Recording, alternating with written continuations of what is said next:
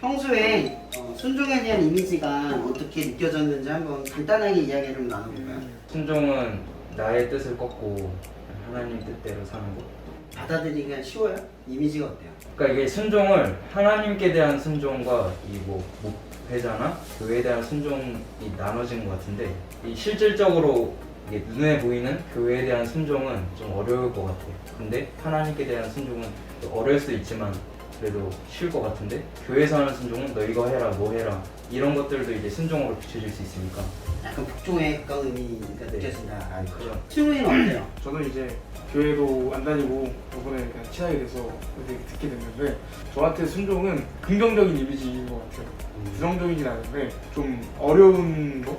그러니까 이제 순종이 이제 내가 뭐 헌신이나 그런 것보다 더 위에 있는 단어라고 생각해서, 또 왕한테 순종하거나 뭐 남편한테 순종하거나 그런 게 있잖아요. 자식들이 부모님한테 순종하거나. 근데 그런 거를 봤을 때 이제 헌신이나 그런 것보다 훨씬 더 강한, 뭔가 첫 번째 있는, 그래서 되게 긍정적이긴 하지만 정말 힘든 단어라고 생각합니다.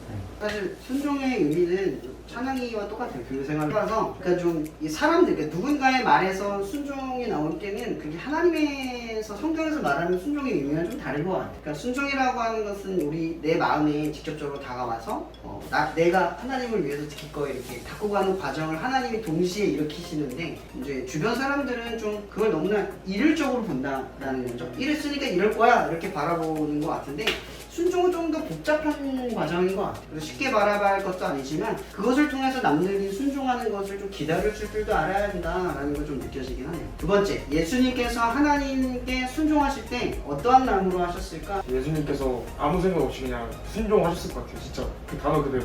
그러니까 어떤 뭘 바라지도 않고 예수님이기에 순종했다, 이런 느낌, 하느님의 그런 느낌을 하셨을 것 같아요. 뭐 다른 뭐 인간적인 연약함은 없었을까요? 진짜 사람이 죽는 것이 가장 두렵잖아요. 그리고 심지어 못에 박혀서 십자가에 매달려 죽는 거는 이제 목이 잘리는 것보다 훨씬 고통스럽고 정말 힘들게 돌아가시는 거기 때문에 이제 하고 싶지 않으셨겠죠. 하지만 이제 예수님이라는 그것 때문에, 그 이유로, 그 하나로 이제 순종을 하신 거죠.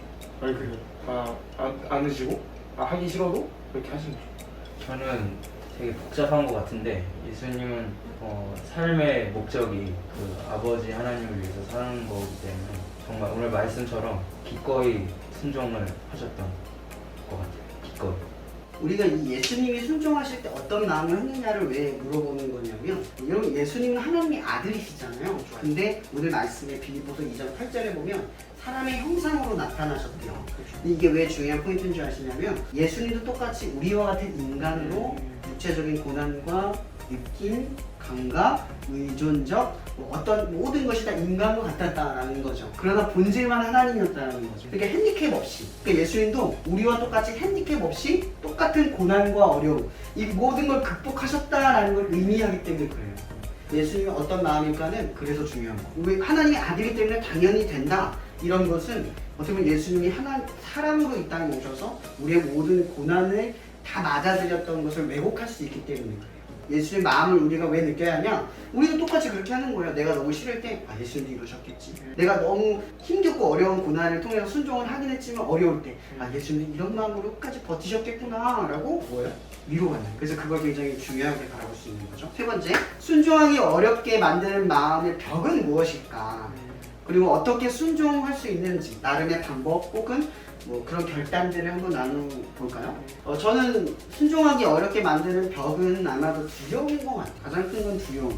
해보지 않는 일에 대한 두려움, 또 어떻게 해야 할지 모르는 것에 대한 두려움, 또 재정적인 것에 대한 두려움, 또 제 미래를 예측할 수 없는 두려움 많잖아요. 저는 가장 큰 순종의 어려움은 두려움 때문인 것 같아요. 믿음이 없어서는 아니지만 믿음을 갖고 시작을 하지만 두려움이 늘 따라와요. 그래서 어떻게 보면 두려움을 껴안고 그 두려움을 알면서도 잔잔히 그냥 버텨내는 게 순종이 아닐까 라는 생각을 해보고, 저는 그 순종을 나름대로 극복하는 방법 중에 하나가 그런 것 같아요. 그냥 하나님, 그러니까 제가 목사이기 때문만이 아니라 성령님을 통해서 말씀을 많이 보니까 말씀이 이제 저 안에서 막 속삭이세요. 그러면 그걸 듣고 반응을 하고 움직이고, 항상 그 민감하게 그런 커넥팅을 되게 중요하게 생각해요. 영적인 감각이라고 하죠. 그래서 그걸 두고 기도하라고 하시면 기도하게 되고, 그리고 또 순종하라고 하시면 또 순종하게 되는, 그리고 자연스럽게 되는 거예요. 사실은 처음에는 하기 싫어요. 근데 순종하게 되어지는 과정을 늘 겪어서 그게 늘 감사하는 거죠. 순종하는 방법 중에 하나가 뭐냐면 시간을 좀 많이 가져요. 시간. 예. 순종이 안 될 때 억지로 하려고 하지 않고 하나님이 하라고 하시면 내 마음을 움직이시겠지, 상황을 만들어 가시겠지, 그러면서 상황을 살펴봐요. 말씀을 이제 영적으로 느끼기도 하고. 그래서 반응이 오면 아 이건 하나님의 신호구나, 신호를 좀 기다리는 편.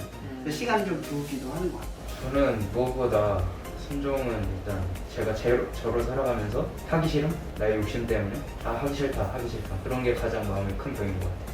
저의 정욕이나 저의 욕심 때문에 하기 싫다, 그게 가장 큰 병인 것 같고, 그래서 그때는 그냥 기도하고 그 기도가 내 자신이, 내 자아가 깨어지고 내 자아가 죽고 오직 예수님으로 말미암아 살 수 있도록, 저는 아무것도 아닙니다, 이렇게 아까 찬양했던 것처럼 이렇게 내 자아가 부서지는, 깨어지는 그런 기도와 하나님의 일하심을 좀 기대합니다. 저는 이제 순종하기가 마음을 어렵게 만드는 벽이라고 써있는데, 저 같은 경우에는 그냥 살아보다 보니까 그런 말 있잖아요. 선악설, 선선설 이렇게 있잖아요. 그렇죠. 저는 좀 선악설을 지지하거든요. 제가 가끔씩 그럴 때도 있고, 주변 사람들을 보면서 사람들은 좀 이기적인 것 같아요. 태어났을 때부터가 본질적으로 이기적인 것 같아요. 되게 약간 생존 본능일 수 있죠. 내가 뭘 줬으면은 그거에 대해 더 받거나 그거 이상을 받아야 된다는 그 생존 본능. 근데 순종이라는 단어는 어떤 그거에 바라는 거잖아. 내가 뭔가 줬을 때에서 받아야 된다는 그 생각이 있으면 안 되잖아. 그리고 아까 말씀하셨듯이 하느님이 먼저 하셨다고 하셨잖아요. 순종을 우리한테. 예수님. 그렇죠. 예수님 먼저 하셨다고 하셨잖아요. 저런 거 보면서 격은 내가 갖고 있는 이기심, 그리고 어떤 기본의 테이크라고 하잖아요. 주면 받아야 된다. 딱 그런 마음이 기본적으로 깔려 있기 때문에 힘들다고 생각해요. 그래서 이런 것을 깰 수 있는지, 어떻게 깨는지를 물어본다고 하시면은 그 말인 것 같아요. 제가 교회 다니는 친구도 있고, 형도 이제 목사님 아들도 있고, 그렇게 해서 듣다 보면은 그 믿음이랑 키워드가 되게 중요한 것 같아요. 뭐 헌신도 있고, 뭐 순종도 있고 많겠지만, 일단 믿으면 하나씩 생기는 것 같아요. 희생도 생기고, 헌신도 생기고, 순종도 생기다 보니까 이제 그렇게 되는 거죠. 하느님 아들이다, 뭐 이렇게 불릴 수 있는 거 아닐까. 순종의 의미를 좀 다른 시각으로 보는 것들 좀 아이디어 영감을 받았어요. 인간의 내추럴함은 좀 기브앤테이크지만 순종은 그 내추럴함을 깨는 거죠. 그래서 하는 거죠. 자연적이지 않은 거예요. 그러니까 하나님의 섭리는 세상을 역행할 수 있도록 만드는 힘이 되고, 그로 인해서 세상에 미랄이 되는 기적이 일어나는 게 아닐까. 이런 정리가 좀 되는 것 같아요. 기도하고 마치도록 할게요. 하나님, 오늘 이 시간을 통해서 우리 각자의 마음속에 부어주신 생각과 이야기들이 우리의 삶의 역사가 될 수 있게 하여 주시옵소서. 하나님, 사람은 다 죽습니다. 또한 우리의 섭리는 하나님이 없이는 우리가 왜 살아가야 하는지, 어디로 가야 하는지, 무엇을 알지 못하는지 헤매일 때가 참 많습니다. 그러나 주님, 이 시간 우리가 서로를 통하여서 예수를 주라 시인할 수 있는 이러한 복된 자리로 우리를 인도하여 주셔서 하나님의 때와 섭리가 이 시간 우리를 믿음으로 도약하게 만들 수 있도록 하나님이 우리를 순종하게 하는 능력을 부어줄 줄 믿습니다. 오늘을 순종하는 힘을 갖게 하셔서 언젠간 우리가 죽음을 뛰어넘는 하나님의 나라와 하나님의 사랑을 경험할 수 있게 하여 주옵소서. 우리 안에 하나님의 사랑이 확증되게 하여 주시고 성령으로 인하여 하나님의 마음이 부음받게 하여 주옵소서. 순종하기 참으로 어려운 때를 살아가고 순종하기 어려운 우리들의 연약함을 두고 살아갑니다. 그러나 주께서 오늘의 말씀에 이르셨듯이 우리가 연약할, 우리가 경건하지 아니할 때에, 우리가 거룩함에 멀어졌을 때에도 그것과 상관없이 자기의 사랑을 확증하셨습니다.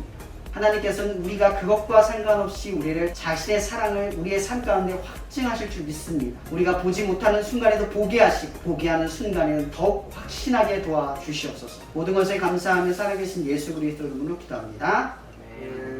네, 오늘 고생했어요. 수고하셨습니다.